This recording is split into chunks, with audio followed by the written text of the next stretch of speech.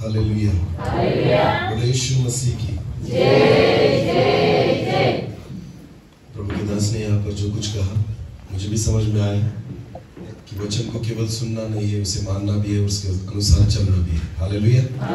जब तब जाकर परमेश्वर का वचन हमारे जीवन में काम करता है।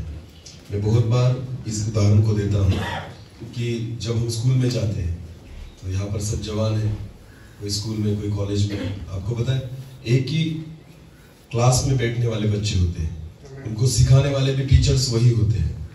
कोई इंग्लिश सिखाएगा, कोई मैथ सिखाएगा, कोई साइंस सिखाएगा, अलग अलग सब्जेक्ट, अलग अलग विषय के अलग अलग टीचर आते हैं।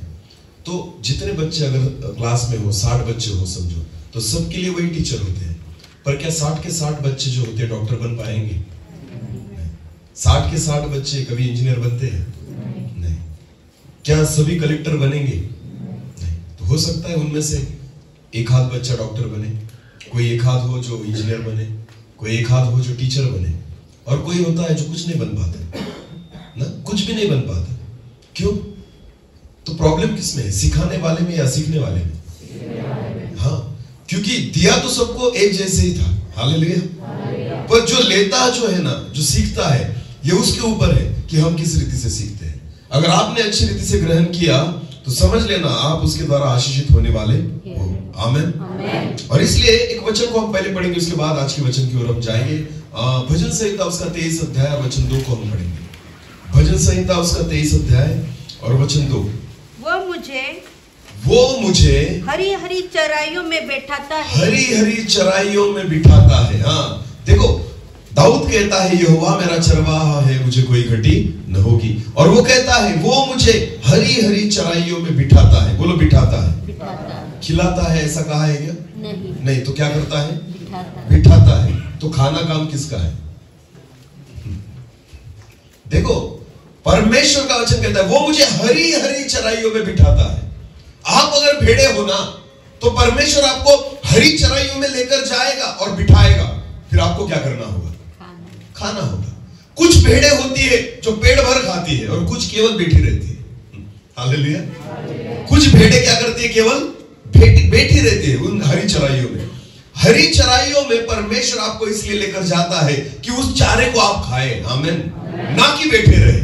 तो बहुत बार हम वचनों को सुनने के लिए केवल बैठते हैं, खाते नहीं।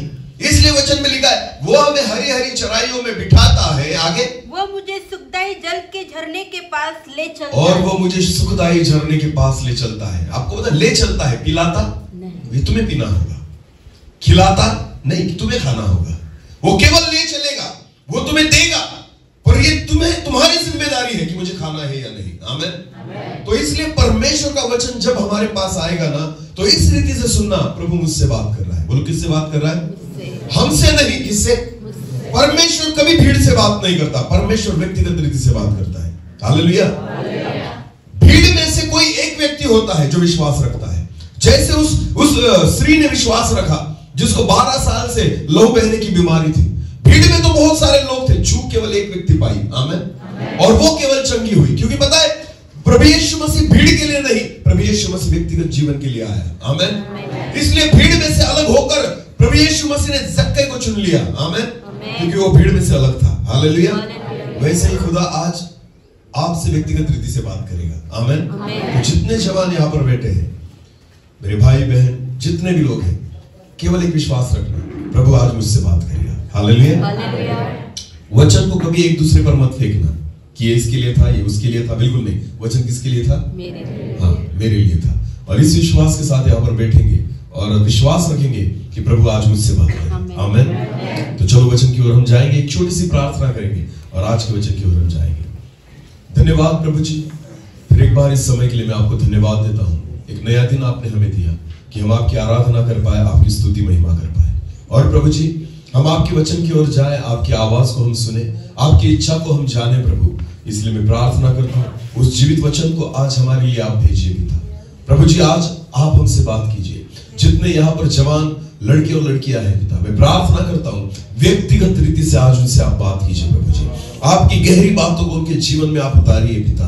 मैं प्रार्थना करता हूँ कुछ अद्भुत होने वाला है, कुछ अद्भुत उनके जीवन में प्रभु होने वाला है। ये मैं विश्वास रखता हूँ प्रभु। ये आपकी आपकी इच्छा है, यह आपकी योजना है। आपकी योजना के तहत प्रभु आपने यहाँ पर हमें इकट्ठा किया है और खुदा मैं प्रार्थना करता हूँ इस समय केवल आपकी इच्छा यहाँ पर पूरी हो।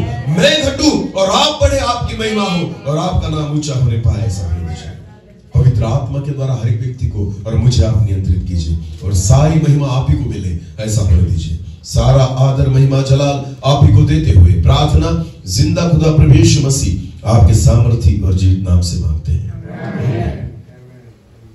बोलो हालेलुया। ओके, तो एक वचन को हम निकालेंगे, यहेजकेल की पुस्तक निकालेंगे हम।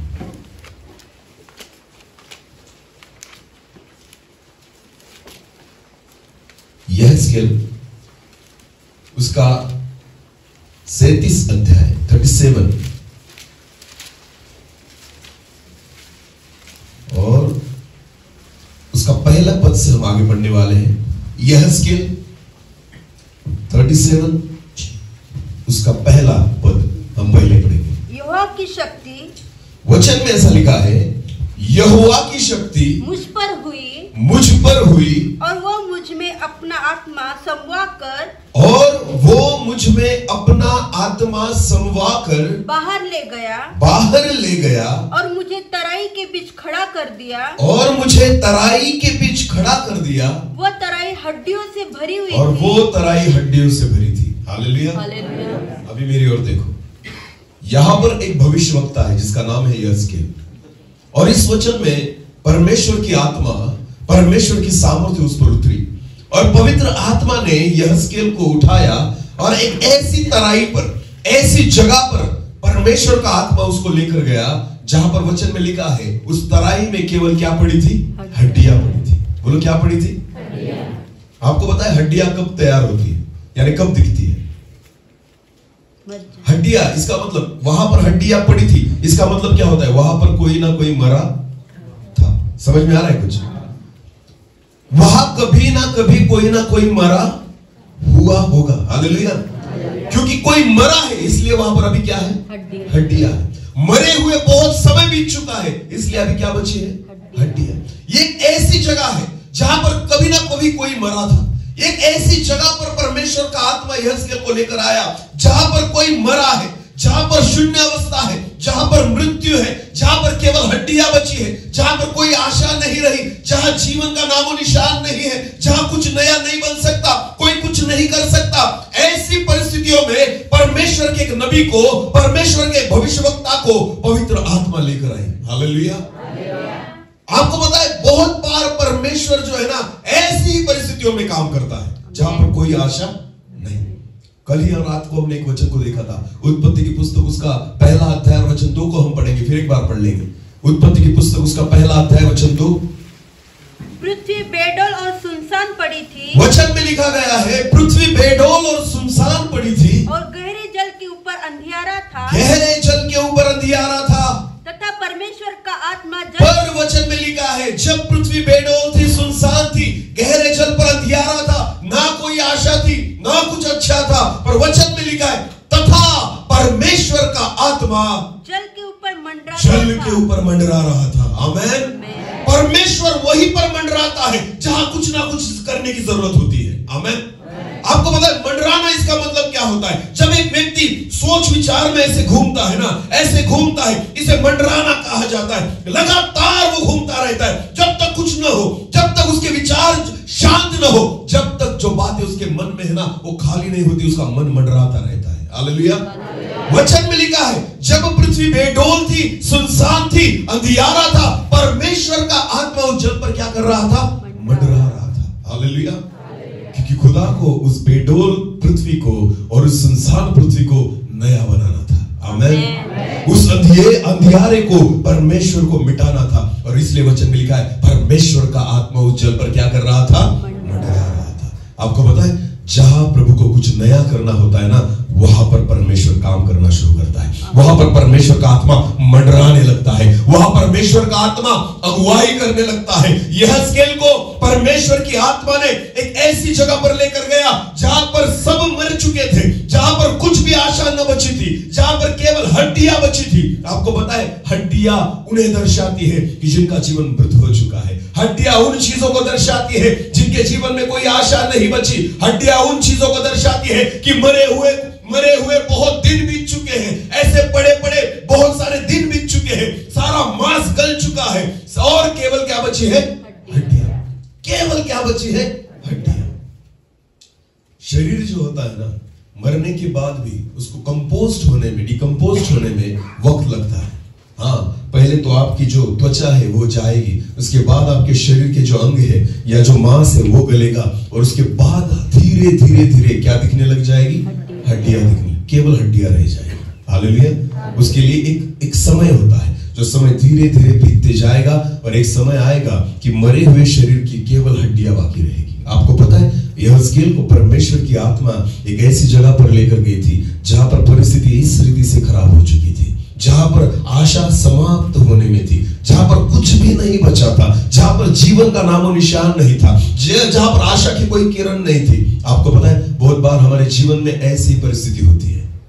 हाँ, एक ही पाप में पड़े पड़े ऐसे दिन बीत जाते हैं ना कि केवल हड्डियां रह जाती है, आशा समाप्त हो जाती है। हमें ऐसा लगता है अभी मुझे इससे कोई नहीं निकाल पाएगा, जिस परिस्थिति में हूं इस परिस्थिति से मुझे कोई नहीं निकाल पाएगा। सारी आशा समाप्त हो जाती है। हमें लगने लगता है कि बस मेरी परिस्थिति अभी नहीं बदल सकती, मैं खुद को नहीं बदल सकता, मैं छोड़ना तो चाहता हूं इस चीज को पर नहीं छोड़ सकता, मुझे पता तो है कि ये पाप है पर फिर भी मुझसे नहीं छूटता। आपको पता है, आज परमेश्वर की आत्मा अगर यहां पर है तो इसलिए है क्योंकि प्रभु चाहता है कि हड्डियों में जाना जाए।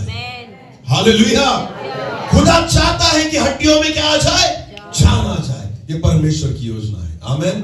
और इसलिए वचन में लिखा है यहेजकेल की पुस्तक में, फिर एक बार पढ़ेंगे उसी पहले वचन को। यहोवा की शक्ति मुझ पर हुई। यहेजकेल कहता है यहोवा की शक्ति मुझ पर हुई और वो मुझ में अपना आत्मा समवा कर बाहर ले गया। और वो मुझे अपना आत्मा समवा कर मुझे बाहर ले गया और मुझे तराई के बीच खड़ा कर दिया। और मुझे तराई के बीच खड़ा कर दिया। वो तराई हड्डियों से भरी और वो तराई हड्डियों से भरी थी। इनमें एक बात तो समझना जरूरी है कि भविष्यवक्ताओं को परमेश्वर बड़ी बड़ी सभाओं के लिए नहीं, हड्डियों के लिए खड़ा करता है। हालेलुया। हाँ, वहां पर जरूरत है भविष्यवक्ताओं की जहां हड्डियां जीवित हो जाए। आमीन। जब परमेश्वर किसी से बात करता है ना, आपको पता है, परमेश्वर उन लोगों से नहीं मिलना चाहता जो खुद को धर्मी समझकर बैठे हैं। खुदा तो उनके लिए आया है जो पाप में गिर पड़े हैं। हालेलुया। जिनकी आशा समाप्त हो चुकी है, जिनको उठाने वाला कोई नहीं, जिनको बदलने वाला कोई नहीं, जिनकी मदद करने वाला कोई नहीं। हड्डियां बहुत सारे वर्षों से उसी रीति से पड़ी थी और यहेजकेल को परमेश्वर की आत्मा उनमें लेकर आया जिनकी परिस्थिति एक जैसी थी, एक समान थी, जो कभी न बदलने वाली थी। हालेलुया।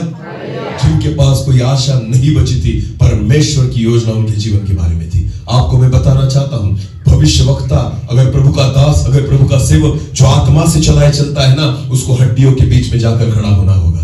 हालेलुया। उसको हड्डियों के बीच में जाकर खड़ा होना होगा जहां कोई खड़ा रहना नहीं चाहता। हम चाहते हैं कि हम उपदेश उन लोगों को सुनाएं जो धर्मी है, हम उनको जाकर संदेश सुनाएं जो विश्वास में है। बिल्कुल नहीं। आपको पता है, खुदा चाहता है कि आप जाओ और हड्डियों को सुसमाचार सुनाओ। आमीन। जो मर चुके हैं वो जिंदा होना जरूरी है, जिनकी आशा खत्म हो चुकी है खुदा चाहता है आज वो वचनों को सुने और परमेश्वर उनको बदले। आमीन। बहुत आपको पता है, कलीसिया जो होती है ना, कलीसिया वचन में लिखा गया है, कलीसिया प्रभु यीशु मसीह की देह है। बोलो, क्या है? प्रभु यीशु मसीह की देह। किसकी देह है? यीशु। आपको पता है, हमारी जो देह है ना, वो कभी ना कभी मरेगी, वो कभी ना कभी, पर यीशु मसीह की देह कभी मरती नहीं। हालेलुया। ये ध्यान देना चाहिए।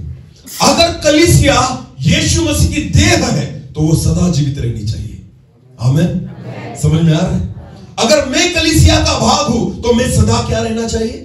जीवित। आमीन। हाँ, अगर मैं मर चुका हूं तो मैं उसकी देह नहीं हो सकता। अगर कलीसिया मर चुकी है तो उसकी देह नहीं हो सकती। हमारे जीवन में हम खुदा के लिए, मसीह के लिए हम जिंदा होने चाहिए। आमीन। हालेलुया। वचन में लिखा गया है, मैं मुर्दों का परमेश्वर नहीं, जीवितों का हूं। आमीन। और इसलिए जो मुर्दे थे उनको भी जिला लिया। हालेलुया। क्योंकि मैं मुर्दों का परमेश्वर हूं ही नहीं, मैं जिंदों का हूं। आमीन। जिसमें जिंदा है। आपको पता है, प्रभु यीशु मसीह की कलीसिया मरी हुई नहीं, वो जिंदा कलीसिया होती है। हालेलुया। जो जिंदा है वो उससे बात करते हैं, जो जिंदा है उसकी सुन पाते हैं, जो जिंदा है उसके लिए खड़े होते हैं। हालेलुया। कैसे समझेंगे कि हम मरे हैं या जिंदा है? अगर प्रभु यीशु मसीह आपसे बात नहीं कर पाता, आप जिंदा नहीं। अगर प्रभु यीशु मसीह से आप बात नहीं कर पाते, तब भी आप जिंदा नहीं। हाँ, अगर मैं यीशु से बात कर पाता हूं तो मैं जिंदा हूं। अगर यीशु मुझसे बात कर पाता है तो मैं जिंदा हूं, क्योंकि मुर्दे से कोई बात नहीं कर पाता, मुर्दा किसी से बात नहीं कर पाता, मुर्दा किसी का काम नहीं कर पाता, मुर्दा किसी के लिए कुछ भी नहीं कर पाएगा। आपको पता है, अगर मेरा जीवन यीशु मसीह के कुछ काम का नहीं, तो इसका मतलब है आत्मिकता में मैं मर चुका हूं। अगर यीशु मसीह मुझसे बात नहीं कर पा रहा, इसका मतलब आत्मिक जीवन में मैं मर चुका हूं। अगर मैं यीशु मसीह से बात नहीं कर पा रहा, इसका मतलब भी आत्मिक जीवन में मैं मर चुका हूं। और अगर आपको मरते हुए ज्यादा टाइम हो गया तो केवल क्या बचेगी? हड्डियां। बोलो क्या बचेगी? हाँ, हड्डियां बचेगी। और आपको पता है, इसलिए खुदा उसके दासों को भेजता है कि जाओ और हड्डियों को सुसमाचार सुनाओ। आमीन। इसलिए नबी को भेजा गया, यहज़केल को भेजा गया कि जाओ उस तराई में जाओ जहां हड्डियां ही हड्डियां है। हालेलुया। चलो दूसरे वचन को हम पढ़ेंगे। तब उसने मुझे उनके चारों ओर घुमाया। वचन में लिखा है, तब यहज़केल को परमेश्वर की आत्मा ने उन हड्डियों के कहा घुमाया? चारों ओर। सेवा कहां है पता है आपको? सेवा कहां है? हड्डियों के चारों ओर। आमीन। खुदा कहां घुमाएगा आपको पता है? उसकी आत्मा कहां घुमाएगी? हड्डियों के चारों ओर। नहीं घूमना चाहेंगे हम हड्डियों में, नहीं घूमना चाहेंगे ऐसी परिस्थिति में। हमें तो सेवा ऐसी चाहिए कि बड़े बड़े स्टेज हो, हमें तो सेवा ऐसी चाहिए कि लोग हमारा सम्मान करें, हमें तो सेवा ऐसी चाहिए कि हम होटल में जाकर रुके, हमें तो सेवा ऐसी चाहिए कि हम लग्जरी गाड़ी में घूमे, हमें तो सेवा ऐसी चाहिए कि हम एरोप्लेन में घूमे, हमें तो सेवा ऐसी चाहिए कि 5 स्टार होटल में हम रुके, हमें तो सेवा ऐसी चाहिए कि अच्छे कपड़े पहनकर हम स्टेज पर खड़े रहे। अरे वचन में लिखा है, उसने हड्डियों के चारों ओर घुमाया। हालेलुया। अगर खुदा की सेवा करनी है तो हड्डियों में घूमने के लिए तैयार हो जाओ। आमीन।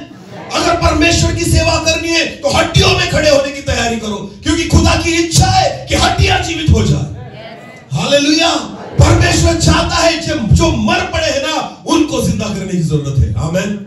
और वचन में लिखा, यहज़केल को खुदा ने हड्डियों के चारों ओर घुमाया। हालेलुया। हाँ, फिर भी नबी ने नहीं कहा, भविष्यवक्ता ने यह नहीं कहा, प्रभु क्यों ऐसी सेवा क्यों दी मुझे? अरे मुझे भी अच्छे लोगों के सामने खड़ा कर कि लोग मेरा आदर करें, लोग मेरा सम्मान करें, मुझे बड़ा स्टेज मिले, लोग मुझे दास कहें, लोग तेरे नबी के नाम से मुझे पहचाने, मेरा सम्मान हो। प्रभु ऐसी सेवा क्यों नहीं? मुझे हड्डियों के बीच में क्यों लाया? क्योंकि खुदा को पता है जरूरत हड्डियों को ही है। आमीन। दिखते तो शरीर हो पर आप हो हड्डियां, क्योंकि एक ही परिस्थिति में हम पड़ चुके हैं, हम उसमें से नहीं निकल पा रहे हैं। अगर एक आदत मुझे लग गई है दारू की तो नहीं छूटती, उसी में मैं पड़ा हूं। आपको पता है, एक दिन आएगा केवल हड्डी बचेगी। बोलो क्या बचेगी? हड्डी। अगर मुझे तंबाकू की लत लग गई है, अगर मुझे सिगरेट की लत लग गई है, आपको पता है एक दिन आएगा कि केवल क्या बचेगी? हड्डी बचेगी। हमें लगता है कोई मुझे नहीं निकाल पा रहा, मैं इससे निकलना तो चाहता हूं पर निकल नहीं पाता। मैं आज आपको कहना चाहता हूं, आज खुदा उसकी वाणी के द्वारा आपको उसमें से बाहर निकालेगा। हालेलुया। आपकी परिस्थितियों को परमेश्वर बदलने जा रहा है, आपके जीवन को परमेश्वर बदलने जा रहा है, हड्डियों में जान फूंकने जा रहा है। हालेलुया। हालेलुया।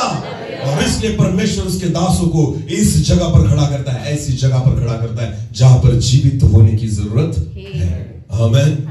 और वचन में लिखा है, यहज़केल को खुदा ने उनके चारों ओर घुमाया। आमीन। अगर मैं परमेश्वर का नबी हूं, परमेश्वर का दास हूं ना, तो मुझे एक बात मालूम होनी चाहिए कि मुझे अगर प्रभु हड्डियों में भी लेकर जाए तो मुझे जाना होगा। हालेलुया। मुझे जाना होगा। 2 साल पहले हम पश्चिम बंगाल में गए थे। कहां पर? वेस्ट बंगाल, पश्चिम बंगाल में गए थे सेवा के लिए। हमारे साथ शंभू दादा भी थे, हम साथ में थे, हम 4-5 लोग यहां से गए थे। आपको पता है, जितने जवान यहां पर बैठे हैं ना, आपके उम्र के लड़के और लड़कियां भी जो आपकी उम्र की थी, नए नए गांव में जाकर सुसमाचार प्रचार करते हैं। ऐसे करते हैं। उनके साथ हम 3 दिन रुके थे, उनके साथ हमने 3 दिन सेवा की। आपको पता है वो सेवा कैसी थी? ऐसा कुछ भी नहीं था कि जो हम नियोजन करते हैं, चलो हमने पत्रिका बनाई और फिर हमने साउंड लगाया और फिर हमने ये सारा सेटअप तैयार किया, उसके बाद हमने सब लोगों को एकत्रित किया, फिर हमने पुलिस स्टेशन में परमिशन निकाली और उसके बाद हमने बड़ी मीटिंग की। आपको पता है वैसे कुछ भी नहीं है वहां पर। उनके साथ हम 3 दिन रुके। पहले दिन उन्होंने क्या किया, हमें अपने साथ गाड़ी में बिठाया। उनके जो यहाँ के पास्टर है, जो यही का एक जवान है जो वहां पर सेवा करता है परिवार के साथ, उनके साथ हम गाड़ी में बैठे। एक छोटा सा स्पीकर लिया उन्होंने, एक स्टैंड लिया और बस वो गाड़ी में डाल दिया। उन्होंने एक छोटा सा, उसे क्या बोलते हैं, एक ढोलक होता है ना, वो ढोलक लिया और गाड़ी में डाल दिया। हमें भी बिठाया और 2-3 पास्टर, उनकी वाइफ उनके साथ बैठी, बाकी मोटरसाइकिल पर कुछ जवान लड़के थे, उनके साथ निकल पड़े।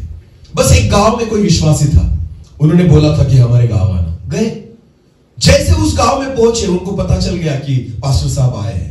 रास्ते में ही एक जगह उन्होंने देखी कि वहां पर थोड़ी खुली जगह थी। वहां पर जाकर वो माइक निकाला, स्टैंड लगाया, उस पर वो स्पीकर लगा दिया, माइक का सेटअप चालू हो गया। जैसे लोगों को दिखाई दिया अरे कोई तो भी आया है, सारे लोग उस आवाज को सुनकर आने लग गए। गाने शुरू हो गए यहाँ पर, ढोलक बचाकर उन्होंने प्रभु के गीत गाना शुरू कर दिया।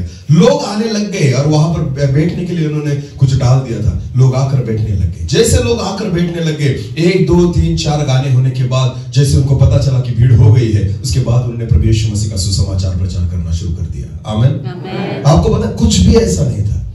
गांव मुझे नहीं पता कौन सा था, लोग मैं नहीं जानता कौन से थे। आपको पता है, केवल मुझे यीशु मसीह का सुसमाचार प्रचार करना है। आमीन।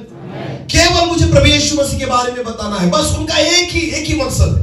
भले गांव में मुझे क्या होगा मुझे नहीं पता, जब मैं घर से निकल रहा हूं फिर वापस लौटूंगा या नहीं मुझे नहीं पता, वहां विरोध होगा, कोई मुझे मारेगा, कोई मेरा विरोध करेगा, मुझे नहीं पता, बस प्रभु यीशु के लिए मुझे ये करना है। हालेलुया। आपको पता है ऐसी सेवा चालू है पर किसी को पता नहीं। और ऐसी सेवा सबको पता है। हाँ, आप इस रीति से खड़े हो कि जहां हड्डियां भी हो ना, प्रभु अगर आपको लेकर जाए तो आपकी तैयारी होनी चाहिए। आमीन। आपको पता है, मुझे बिल्कुल ज्यादा इंटरेस्ट अभी पिछले दिनों में जहां पर हम सेवा करते हैं पूना में, क्रिसमस से लेकर अभी तक वहां पर रोज रात को 2-2 बजे तक लोग घुटने पर आकर प्रार्थना कर रहे हैं। इतना विरोध है, इतना विरोध जहां पर हम सेवा करते हैं। क्रिसमस के टाइम, हमारा क्रिसमस हर साल उधर ही रहता है।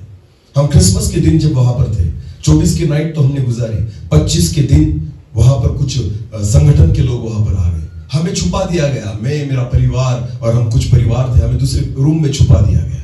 हम क्रिसमस की मीटिंग नहीं कर पाए क्योंकि वो लोग वहां पर आ गए थे। उन्होंने मीटिंग बंद करने की कोशिश की पर खुदा ने अनुग्रह दिया कि अपने लोग जो थे वो विश्वास में बढ़ चुके थे। आमीन। तो मीटिंग हुई वहां पर। और अभी न्यू ईयर के टाइम वहां पर बहुत सताव हुआ, एक दूसरा चर्च तोड़ दिया गया, उनको बहुत सताया गया, ये सारी बातें हुई। आपको पता है, कल तक केवल रविवार की भक्ति वहां पर हो, लोग 8 दिन से प्रार्थना करते, प्रभु यहाँ पर रविवार की भक्ति हो, और हुई। प्रभु ने प्रार्थना का उत्तर दिया। आपको पता है, जब इन दिनों में मैं बड़ी बड़ी मीटिंग्स में घूम रहा था ना, मेरा सारा मन उधर था। ये बड़ा स्टेज देखकर मुझे खुशी नहीं होती थी, जब कोई मेरा सम्मान करता था खुशी नहीं होती थी, जब हम खाना खाने शाम को बैठते थे ना किसी घर पर और अच्छा कुछ खाते थे, हमारे मन को खुशी नहीं होती थी, क्योंकि हमको पता था कुछ लोग ऐसे हैं जो केवल रविवार की आराधना हम कर सके इसके लिए घुटनों पर आकर उपवास और प्रार्थना कर रहे हैं। हालेलुया। समझ में आ रहा है? मैं ये बातें आपको इसलिए बता रहा हूं प्रियो, हमें तो हरी चराइयों में बिठाया गया है। बोलो किसमें बिठाया गया है? कि जब चाहे हम खा सकते हैं। आमीन। हमें सुखदायी झरनों के पास प्रभु लेकर आया है, जितना चाहे हम पी सकते हैं। ऐसे भी लोग हैं जो सेवा कर रहे हैं, जिनको वचन सुनने मिलता, जो आराधना खुले से कर सकते नहीं, फिर भी वो चाहते कि हमें एक अवसर मिले कि हम खुदा की आराधना नाच कर सके। आमीन। मुझे बहुत अच्छा लगा, यहाँ पर यूथ नाच कर प्रभु की आराधना कर रहे थे। जरूरी है, अगर प्रभु ने आपको स्वतंत्रता दी है तो नाचो उसके लिए। आमीन। क्योंकि शायद ऐसे दिन आएंगे कि आप नाच नहीं पाएंगे, शायद ऐसे दिन आएंगे आप गा नहीं पाएंगे, शायद ऐसे दिन आएंगे हम प्रचार नहीं कर पाएंगे, शायद ऐसे दिन आएंगे कि हम ऐसी सभा नहीं कर पाएंगे। अगर खुदा ने आज हमें हरी चराइयों पर बिठाया है ना, जितना खा सकते हो खा लो। हालेलुया। जितना वचन को ग्रहण कर सकते हो कर लो। आने वाले दिनों में हमें नहीं पता कि यह अवसर हमें मिले या न मिले। हालेलुया। आज अगर परमेश्वर सूखी हड्डियों पर वचनों की बौछार कर रहा है ना, तो खुदा चाहता है सूखी हड्डियां जिंदा हो जाए। आमीन। जिनका आत्मिक जीवन मर चुका है, खुदा चाहता है कि आप उसमें से बाहर निकले। और इसलिए वचन में लिखा, यहेजकेल को परमेश्वर की आत्मा ने उन चारों ओर, उन सूखी हड्डियों की चारों ओर घुमाया। फिर एक बार दूसरे वचन को पढ़ेंगे, तब उसने मुझे उनके चारों ओर घुमाया और तराई की तह पर बहुत सी हड्डियां थी तराई की तह पर बहुत सी हड्डियां थी और वे बहुत सुखी थी। और वो बहुत सुखी थी। बहुत क्या थी? सुखी थी। हाँ, वहां पर स्पेशली लिखा गया है वो बहुत सुखी थी। इसका मतलब उसको बड़े बड़े बहुत दिन हो चुके थे। हालेलुया। इसलिए वो बहुत सुखी थी। अभी अपने आत्मिक जीवन की ओर देखना, अपने खुद के जीवन की ओर देखना। इसलिए मैंने बोला था कि वचन मेरे लिए है। बोलो, वचन किसके लिए है? अपने अपने व्यक्तिगत जीवन की ओर देखना। क्या लगता है हमें, कितने दिन हो गए हम खुदा से नहीं मिले? कितने दिन हो गए हमने खुदा से बात नहीं की? कितने दिन हो गए हमने खुदा का नहीं सुना? मीटिंग्स में आना इसका मतलब परमेश्वर से मिलना नहीं होता। मीटिंग्स में आना इसका मतलब यह नहीं होता कि मेरा आत्मिक जीवन अच्छा है। बिल्कुल नहीं। व्यक्तिगत आपका रिश्ता क्या है प्रभु के साथ? हालेलुया। क्या प्रभु यीशु मसीह आपको पहचानता है आपके नाम से? क्या उसकी पहचान है? मैं हर बार बोलता हूं, भारत के प्रधानमंत्री, उनका नाम क्या है? बोलो, क्या है? आप पहचानते ना उनको? अगर उनका फोटो दिखाया जाए आप पहचानोगे ना? हाँ, उनका नाम क्या है? माननीय नरेंद्र मोदी, बराबर है ना? ओके, उनको आप पहचानते हो? क्या वो आपको पहचानते हैं? वो नहीं पहचानते ना, पर हम उसे पहचानते। वैसे ही परमेश्वर को हम पहचानते हैं। क्या खुदा हमें पहचानता है? समझ में आ रहा है कुछ? परमेश्वर को सारा जगत पहचानता है, उससे कुछ फर्क नहीं पड़ता। क्या परमेश्वर मुझे पहचानता है? इससे फर्क पड़ता है। हालेलुया। पूरे जगत के लोगों को पता है प्रभु यीशु मसीह कौन है, पर क्या प्रभु यीशु मसीह को पता है आप कौन है? आज मेरा आत्मिक जीवन इस रीति से होना चाहिए, खुदा मुझे नाम लेकर पुकारे। आमेन। जैसे शमूएल को पुकारा था, शमूएल शमूएल। आमेन।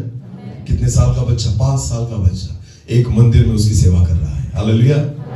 याजक जो था ना, वो बूढ़ा हो चुका था। बोलो, क्या हो चुका था? पूरी उम्र उसने उस मंदिर में प्रभु की सेवा की थी, फिर भी परमेश्वर की आवाज को नहीं सुन पाया। समझ में आ रहा है कुछ? पूरी जिंदगी भर उस मंदिर में उस एली याजक ने सेवा की थी, फिर भी परमेश्वर की आवाज को नहीं सुन पाया। एक 5 साल का बच्चा जिसको आए हुए कुछ महीने हुए थे, खुदा ने उससे बात की। आमेन। अरे परमेश्वर को सुनने वाला चाहिए। आमेन। अगर आप उसकी ओर कानों को लगाएंगे, खुदा आपसे बात करेगा। परमेश्वर को सुनना चाहोगे, परमेश्वर आपसे बात करेगा। प्रियो, इसलिए परमेश्वर अपने नबी को ऐसी जगह पर लेकर गया, जाओ उन हड्डियों में जाओ और प्रचार करो। हालेलुया। क्योंकि मैं चाहता हूं ये परिस्थिति बदले, क्योंकि मैं चाहता हूं इनका जीवन बदले, मैं चाहता हूं इनकी परिस्थिति बदले। जिन आदतों में आप हो, जिन गंदी बातों में आप हो, आपको पता है सबसे खराब कर रखा है इन दिनों में हमें मोबाइल ने। बोलो, किसने? मोबाइल ने। मर चुके हैं हम उस मोबाइल में, हड्डियां बन रहे हैं, हम खुद को हड्डी कर रहे हैं वहां पर, क्योंकि ये मोबाइल जो है ना, उसकी लत हमसे छूटती नहीं। पड़े रहते हैं वहां पर एक ही परिस्थिति में। आज जो व्यक्ति मोबाइल के साथ वक्त गुजारता है ना, वो परमेश्वर के साथ नहीं गुजार पाएगा। हालेलुया।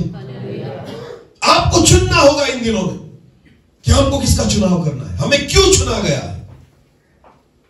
खुदा आज आपसे बात कर रहा है, परमेश्वर उन हड्डियों से बात कर रहा है कि जिनको पड़े पड़े बहुत दिन बीत चुके हैं, जो एक ही परिस्थिति में है, जो बदलते नहीं। वचन सुनते तो है पर मानते नहीं। हरी चराइयों में केवल बैठे रहते हैं, खाते नहीं। जवानों, आज परमेश्वर की आवाज को सुनो। यहज़केल को बता, फिर एक बार दूसरे वचन को फिर एक बार पढ़ेंगे। तब उसने मुझे उनके चारों ओर घुमाया, उसने मुझे उनके चारों ओर घुमाया, और तराई की तह पर बहुत सी हड्डियां थी, और वे बहुत सुखी थी।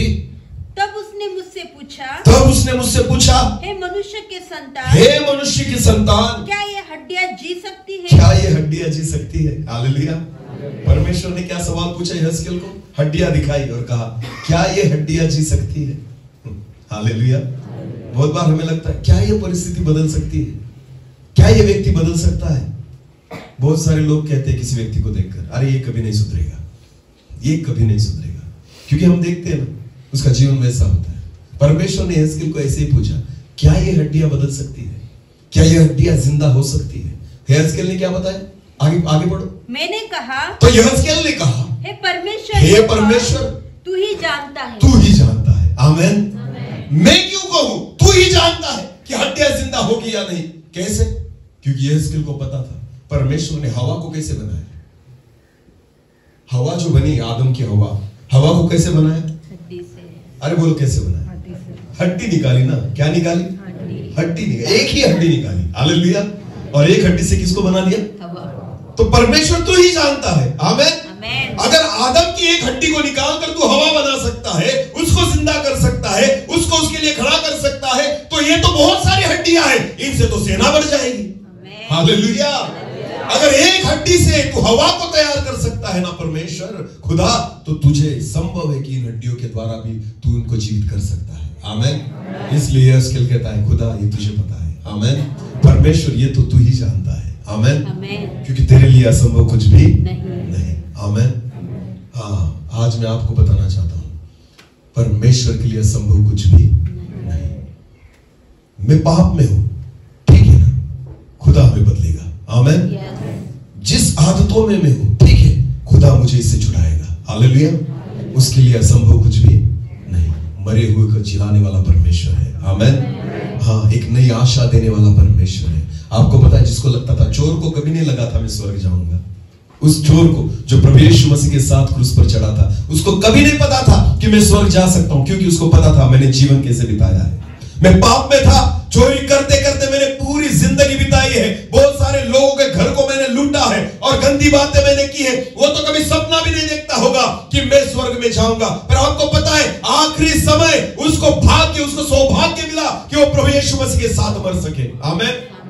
यीशु मसीह मरने के वक्त उसके साथ वहां पर था, और वचन में लिखा गया है कि चोर ने जब उसकी बातों को सुना, चोर ने प्रभु यीशु मसीह से कहा, हे प्रभु, जब तू तेरी महिमा में आए मुझ पापी को याद कर, आमीन। यीशु मसीह ने क्या कहा उसे? हट, तू पापी है, कभी चर्च में नहीं आया, तू क्या आएगा चर्च में से स्वर्ग में? ऐसा बोला प्रभु यीशु मसीह।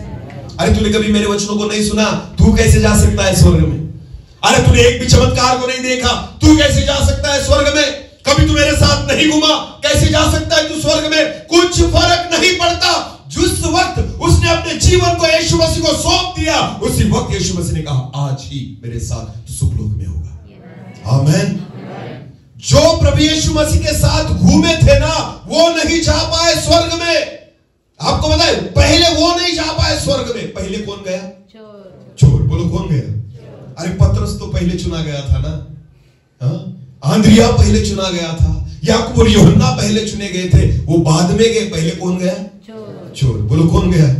जो कभी भी प्रभु यीशु मसीह के साथ घूमा नहीं था। इसलिए यहेजकेल कहता है, ये तुझे ही पता परमेश्वर, आमीन। मैं नहीं बोल सकता, ये तुझे ही संभव है, हालेलुया। तुझे कुछ भी संभव है, तू कुछ भी कर सकता है। चोर को नहीं लगा था मैं स्वर्ग जाऊंगा, पर फिर भी चला गया, आमीन। और यहूदा इस्करियोती कितने साल यीशु मसीह के साथ था? 3.5 साल। बोलो कितने साल? यीशु मसीह को पकड़वाया ना उसने, 12 चेलों में से एक था। चुना गया था कि स्वर्ग में जाए। किस लिए चुना गया था? स्वर्ग में जाए। गया? अरे बोलो गया? नहीं। यीशु मसीह को कैसे पकड़वाया उसने? जिस व्यक्ति को मैं क्या करूंगा? चूमूंगा। बोलो क्या करूंगा? हाँ, उसी को पकड़ लेना, हालेलुया। आपको पता है उसने क्या किया? उसने स्वर्ग को चूमा। बोलो किसको चूमा? और नरक में निकल गया। समझ में आ रहा है कुछ? उसने किसको चूमा? यीशु मसीह खुद स्वर्ग का द्वार है, आमीन। उसने किसको चूमा? स्वर्ग को चूमा। और गया कहां? बहुत सारे विश्वासी लोग वैसे ही होते हैं। चर्च में हम आते हैं, वचनों को हम सुनते हैं, आपको पता है हम स्वर्ग को चूमते हैं। किसको चूमते हैं? पर ये आप पर डिपेंड है, आप जाएंगे कहां। यहूदा इस्करियोती के समान नहीं, पर उस चोर के समान अपने पापों को अंगीकार करो, आमीन। आज हमारे लिए परमेश्वर ने अवसर दिया है, उस अवसर को स्वीकार करो, उसके वचनों को स्वीकार करो। खुदा हमें पुकार रहा है, खुदा हमसे बात कर रहा है, खुदा हमें बुला रहा है। परमेश्वर की इच्छा है कि उसकी आवाज को सुनो, आमीन। और इसलिए यहेजकेल को उस जगह पर भेजा गया। तीसरे वचन को पढ़ेंगे। तब उसने मुझसे पूछा, हे मनुष्य के संतान, क्या ये हड्डियां जी सकती है? क्या ये हड्डियां जी सकती है? मैंने कहा, हे परमेश्वर यहोवा, तू ही जानता है कैसे किसी को बदलना है, आमीन। तू ही जानता है कैसे कोई व्यक्ति बदलेगा, मैं नहीं जानता। ये तो तेरा काम है, हालेलुया। किसी को कैसे चुनना है परमेश्वर, ये तेरा काम है। किसी को कैसे पाप से बाहर निकालना है, ये तेरा काम है। आपको पता है प्रियो, प्रभु को करने दो, आमीन। हम खुद नहीं कर सकते, हम खुद को नहीं बदल सकते, हम खुद की परिस्थिति को नहीं बदल सकते, हम खुद के जीवन को नहीं बदल सकते, पर खुद को परमेश्वर के हाथों में सौंप दो, सारी बातें बदल देगा। आमीन। कल रात को हमने एक वचन देखा था, मैं सब कुछ नया कर दूंगा। आमीन। परमेश्वर कहता है मैं क्या कर दूंगा? सब कुछ नया कर दूंगा। कुछ भी नहीं रहेगा पुराना, ना पुरानी आदत रहेगी, ना पुराने स्वभाव रहेंगे, ना पुराने विचार रहेंगे, ना कोई पुरानी बातें रहेंगी। प्रभु कहता है मैं सब कुछ नया कर दूंगा। आमीन। केवल उसके हाथों में आ जाओ। Hallelujah, hallelujah. हाँ, एक वचन को पढ़ेंगे हम, भजन संहिता निकालेंगे, भजन संहिता, भजन संहिता उसका 127 अध्याय,